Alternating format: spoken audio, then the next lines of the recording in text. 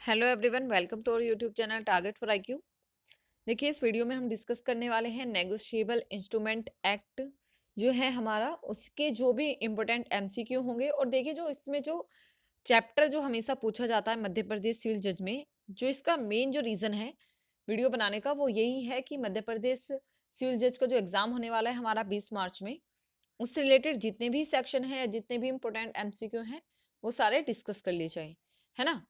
तो देखिए, जो ये पूछते हैं, ये लोग जो पूछते हैं एमपी वाले, तो ये यही पूछते हैं कि भाई जो चैप्टर हमारा 17 है ना, कौन सा वाला, डिसऑनर ऑफ चेक से रिलेटेड, ये जो क्वेश्चन पूछते हैं ये हमेशा यहीं से क्वेश्चन इसमें पूछे जाते हैं, है ना। तो हम जितने भी इम्पोर्टेंट जो सेक्शन है एक बार उन्हें भी डिस्कस कर लेंगे, और जितने इम्पोर्टेंट एमसीक्यू हैं इन्हें भी एक बार देख लेंगे। क्लियर है। तो नेगोशिएबल इंस्ट्रूमेंट एक्ट कौन सा है, सबसे पहले पता होना चाहिए आपको, 1881 का है। क्लियर है। और इसमें सेक्शन कितने हैं, सेक्शन की बात करें तो इसमें सेक्शन है भाई 148। क्लियर। जो हमारा 2018 का अमेंडमेंट हुआ था उसमें इसमें नया सेक्शन जोड़ दिया गया, कौन सा वाला, सेक्शन 148 वाला जोड़ा गया, है ना। और 143A जोड़ा गया था। क्लियर है। तो चलिए स्टार्ट करते हैं। सबसे पहले एक बार देख लेते हैं इनको सेक्शन वाइज।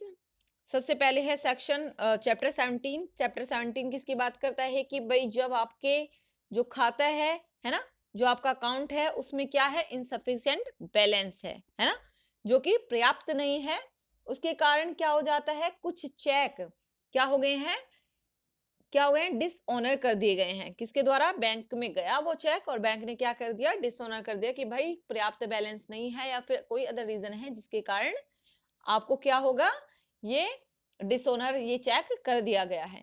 क्लियर है। तो चैप्टर 17 जो है वो इसके रिगार्डिंग है कि उसके जब चेक डिसऑनर हो जाता है तो जिसने वो चेक बनाया है ना, तो उसे क्या पेनल्टी उसके ऊपर लगाई जाए। क्लियर।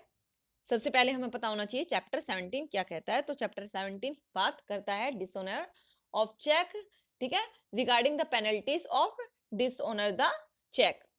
क्लियर। फिर इसके बाद में है सेक्शन 138, किसकी बात करता है कि भाई जब चेक क्या, जब कोई चेक गया कहां पर, बैंक में, और बैंक में क्या नहीं है, सफिशियंट अमाउंट नहीं है ना, इनसफिशियंट अमाउंट है कहां पर, आपके बैंक के खाते में। क्लियर। तो अगर खाते में क्या है, अनसफिशियंट अमाउंट है, उसके कारण क्या हो गया है, चेक डिसऑनर कर दिया है बैंक ने। क्लियर। तो वहां पर उसके बारे में बात करता है कि भाई जब खाते में धन अप्राप्त है ना, और चेक का अनादर किया जाता है, तो चेक कब तक जारी किया जाना चाहिए, कि भाई जिस दिन चेक साइन किया, ठीक है, डेट डली हुई है आज की, कि आज मैंने यहाँ पर 3 मार्च, 4 मार्च या 5 मार्च 2021 में एक चेक पर साइन किया, ठीक है, वो मैंने बी को दे दिया। क्लियर है। तो देने के बाद में कितने दिनों की, सबसे पहले कंडीशन आती है, क्वेश्चन पूछेगा एग्जाम में, कितने दिनों के अंदर कहां पर, बैंक में वो जमा हो जाना चाहिए। तो चेक की वैलिडिटी की बारे में अगर बात करें तो चेक की वैलिडिटी क्या होगी, सबसे पहले होगी 3 मंथ। क्लियर है। इससे पहले पहले क्या थी, पहले थी ये 6 महीने भाई, ठीक है। लेकिन भारतीय रिजर्व बैंक ने इसकी जो समय सीमा है वो अवधि घटाकर, टाइम पीरियड इसका घटाकर कितना कर दिया है, 3 महीने कर दिया है। क्लियर है। तो सबसे पहले क्या होगा, सबसे पहले अगर इस सेक्शन के प्रोविजन आपको लागू कराने हैं तो 3 महीने के अंदर चेक बैंक में जमा करना होगा। क्लियर है। उसके बाद में डिसऑनर हो गया, चेक बैंक ने कह दिया कि भाई इसमें अमाउंट इनसफिशियंट है। क्लियर है। तो अमाउंट इनसफिशियंट होने के कितने दिनों बाद, उसके 30 दिन के अंदर, ठीक है, किसके पास भेजेगा, 30 दिन के अंदर, जब वो भुगतान नहीं हुआ, है ना। क्लियर है। भुगतान नहीं हुआ है, भुगतान ना होने के बाद में क्या करता है, क्या करेगा, पहले 3 महीने में, सबसे पहले याद रखिएगा 3 महीने में चेक कहां जाएगा, बैंक में जाएगा, ठीक है, वहां पर डिसऑनर हो गया। इसके बाद में 30 दिन के अंदर एक नोटिस भेजेगा, किसके पास में, जिसने वो चेक दिया है ना। अगर मैंने चेक दिया है तो मुझे बी क्या करेगा, 30 दिन में एक नोटिस देगा कि भाई यहाँ से क्या हो गया है, चेक डिसऑनर हो गया है और आप मेरा अमाउंट मुझे दें। क्लियर है। चेक का भुगतान करें, ठीक है, 30 दिन के अंदर मुझे नोटिस देगा।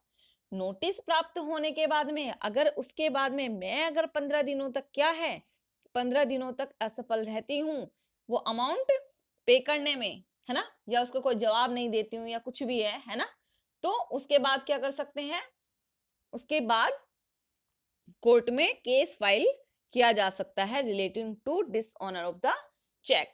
ठीक है, समझ आ गया बिल्कुल।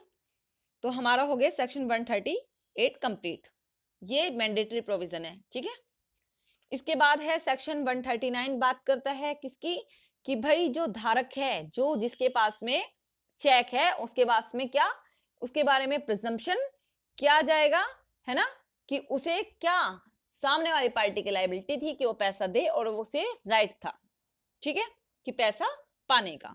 क्लियर है। फिर उसके बाद में आता है सेक्शन 140, कहता है कि ऐसा डिफेंस जिसे सेक्शन 138 में किसमें, अभियोजन में, मतलब प्रोसिक्यूशन में स्वीकार नहीं किया जाएगा। ठीक है, अब वो कहता है कि चेक, ये नहीं बात कही जा सकती कि चेक जारी करते समय आदेशक को यह विश्वास करने का कोई कारण नहीं था कि प्रस्तुत किए जाने पर चेक धारा 138 में वर्णित कारणों के आधार पर अनादरक डिसऑनर्ड हो जाएगा। ठीक है, तो ऐसा कोई क्या नहीं ले सकता, डिफेंस नहीं ले सकेगा। क्लियर है। 138 किसकी बात करता है, चेक अनादर होने की, डिसऑनर होने की बात करता है। 3 महीने में पेश कर दो, 3 महीने में पेश होने के बाद में डिसऑनर हो गया है तो 30 दिन में भैया नोटिस दे दो, नोटिस देने के बाद में 15 दिन तक असफल रहता है तो कोर्ट में केस चला जाएगा। क्लियर। इसके बाद धारक के पक्ष में परिकल्पना उपधारणा की जाएगी। 140 कहता है कि भाई ये वाला डिफेंस नहीं ले सकोगे। 141 कंपनियों के द्वारा अगर अपराध किया जाता है तो इसके बारे में बात करता है कि डिसऑनर किसकी तरफ से होता है, कंपनी की तरफ से होता है। बस सेक्शन याद रखना है, सेक्शन 141 कंपनी से रिलेटेड है। फिर सेक्शन 142 अपराध के संज्ञान की बात करती है, तो क्लियर सी बात कह देती है कि महानगर मजिस्ट्रेट या फर्स्ट क्लास जुडिशियल मजिस्ट्रेट से नीचे का कोई भी क्या कोर्ट 138 में जो अपराध बताया गया है, जो ऑफेंस बताया गया है, उसका विचारण, उसका ट्रायल नहीं करेगा। क्लियर है। और अपराध का संज्ञान कब लेगा, जबकि आप कंप्लेंट दर्ज करोगे तभी लेगा, ये नहीं अपने आप नहीं लेगा। ठीक है, कॉग्निजेंस ऑफ द ऑफेंस की बात करता है सेक्शन 142। 142 ए बात करता है कि जो मामले पेंडिंग है उनके ट्रांसफर की बात करता है, अंतरण की बात करता है। क्लियर है। फिर है सेक्शन 143, कहता है कि जो मामला होगा उसका समरी तरीके से क्या कर सकता है, विचारण करने के, ट्रायल करने की न्यायालय के पास पावर है। सेक्शन 143 समरी ट्रायल के बारे में, समरी तरीके से ट्रायल करने के बारे में बात करता है। क्लियर है। 143 ए किसकी बात करता है कि भाई अंतरिम प्रतिकर दिया जा सकता है जब मामला चल रहा है, तो वहां पर क्या बीच में भी कंपनसेशन दिलाया जा सकता है। क्लियर है। 143 ए इसके बारे में बात कर रहा है। फिर है हमारा 144 जो समन की तामील कैसे होगी इसके बारे में बताता है। ठीक है। फिर है 145 शपथ पत्र पर साक्ष्य ले जाएंगे, एफिडेविट पर एविडेंस ले जाएंगे। फिर 146 कहता है कि जो बैंक की जो रिसिप्ट होगी वो कुछ फैक्ट में क्या होगी, प्राइमा फेसिया एविडेंस होगी। क्लियर है। फिर 147 कहता है कि अपराध जो होंगे वो कंपाउंडेबल होंगे। ठीक है। चैप्टर 17 में चाहे कितने भी अमाउंट का क्यों ना क्या हो, चेक हो, वो डिसऑनर हो गया हो, चाहे वो 1000 का हो, 1 करोड़ का हो या 10 करोड़ का हो, वो भी क्या हो सकता है, कंपाउंडेबल हो सकता है, समन्वय होगा। अपराध क्या है, समन्वय है। क्लियर। और सीआरपीसी में कहां पर प्रावधान किया गया है कंपाउंडेबल का, सेक्शन 320 में। क्लियर। इसके बाद कहता है सेक्शन लास्ट है 148, बात कर रहा है कि दोष सिद्धि के जब विरुद्ध जब क्या हो गया है, कन्विक्शन हो गया है को, तो उसके विरुद्ध अगर अपील की गई है, तो अपील अगर पेंडिंग है तो पेंडिंग रहने के समय संदाय करने का, कुछ पे करने का आदेश करने की अपील न्यायालय को शक्ति होगी, पावर होगी। क्लियर है। ये बात करता है सेक्शन 148 और नया जोड़ा गया है कब से, ये जोड़ा गया है भाई 2018 में अमेंडमेंट करके। क्लियर है। समझ आ गया होगा बात। तो चलिए अब जो एमसीक्यू है इंपॉर्टेंट वो भी डिस्कस कर लेते हैं। फर्स्ट है इस धारा 143 प्रकार में लिखित अधिनियम के अनुसार विचारण का समापन परिवाद प्रस्तुत होने से कितने माह की अवधि में हो जाना चाहिए। तो 143 किसकी बात कर रहा था? अपराध के संज्ञान, सॉरी 143 किसकी बात कर रहा था कि मामले का कैसे हो सकेगा? संक्षिप्त तरीके से विचारण हो सकेगा। क्लियर है ना? फिर उसके बाद में कहता है कि जो विचारण होगा एक बार स्टार्ट होने के बाद में 6 महीने के बाद इसका निपटारा हो जाना चाहिए, 6 माह में समापन हो जाना चाहिए। Answer C. नेक्स्ट है सेक्शन 138 प्रकार में लिखित अधिनियम मतलब नेगोशिएबल इंस्ट्रूमेंट एक्ट के अधीन अपराध का संज्ञान उस क्षेत्रीय अधिकारिता वाले मजिस्ट्रेट द्वारा लिया जा सकेगा उस स्थान पर जहां चेक उस बैंक द्वारा डिसऑनर्ड किया गया है जिस पर उक्त चेक दे हो। ठीक है, क्लियर? उस क्षेत्रीय उस एरिया के मजिस्ट्रेट द्वारा लिया जा सकता है क्या? संज्ञान, कॉग्निजेंस। ठीक है, देखिएगा जितने भी क्वेश्चन होंगे वो सारे एमपीसीजे से रिलेटेड ही होंगे, है ना? तो आपको आइडिया हो जाएगा कि इसी तरीके के क्वेश्चन पूछे जाते हैं।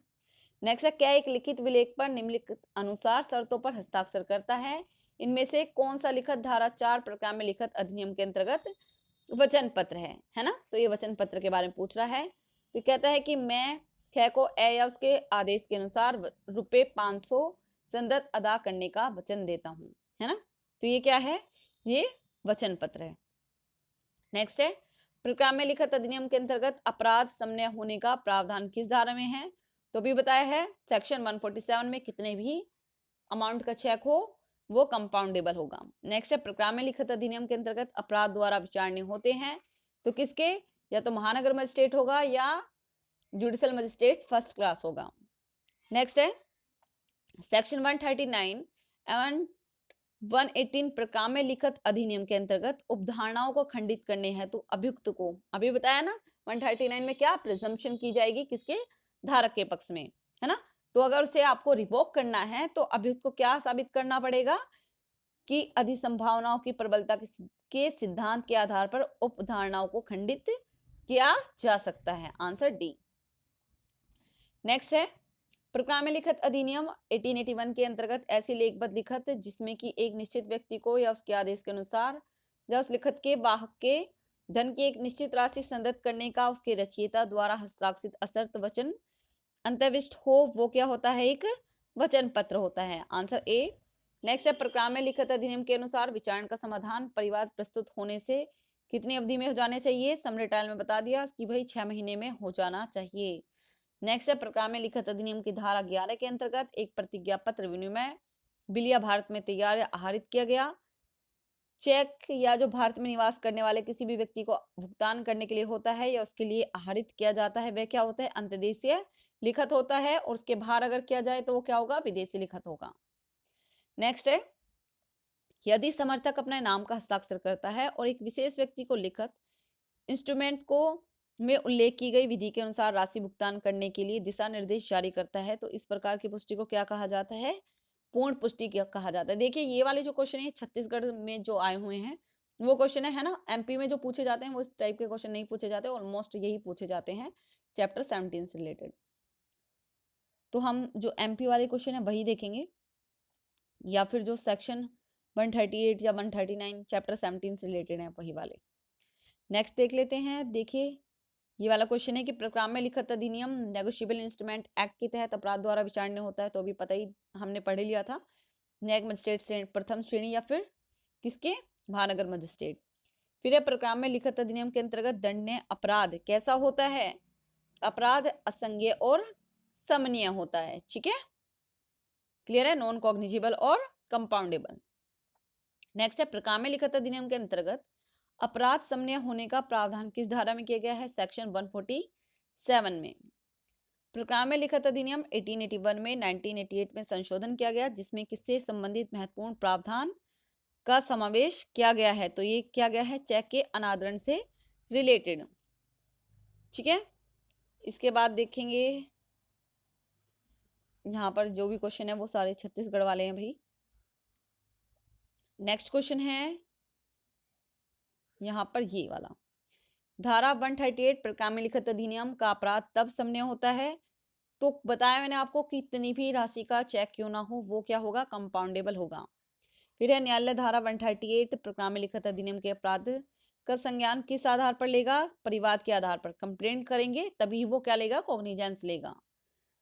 नेक्स्ट है, यदि कंपनी की ओर से जारी चेक अनादृत हो जाता है तो क्या कंपनी का संचालक दायित्वहीन होगा?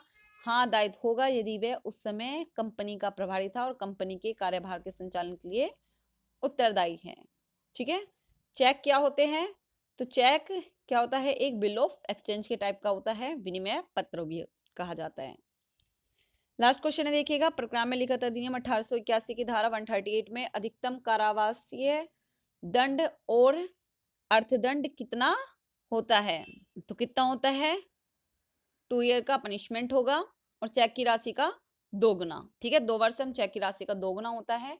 और ध्यान रखिएगा कि जो भाई अंतरिम प्रतिकर के बारे में बात करता है तो वो जब कितने दिन में, जब आदेश दिया गया ऑर्डर के तारीख से 60 दिन के अंदर कोर्ट में जमा करना होगा, और अगर वो पर्याप्त कारण दिखा देता है, सफिशिएंट रीजन देता है, तो उसके लिए 30 दिन बढ़ाया जा सकता है। ओके, तो अगर आपको ये वीडियो पसंद आती है तो प्लीज कमेंट करके जरूर बताइएगा कि जितने भी माइनर एक्ट हैं क्या उसकी छोटी छोटी वीडियो बना दी जाए जिसमें कि वो एक्ट को अच्छे से स्पेसिफिकली समझा दिया जाए और इसी के साथ में एमसीक्यू भी सोल्व कराए जाए। ठीक है, तो आप कमेंट बॉक्स में जरूर बता सकते हैं कि कौन कौन से वो एक्ट हैं जिनकी वीडियो आप चाहते हैं। Thank you so much.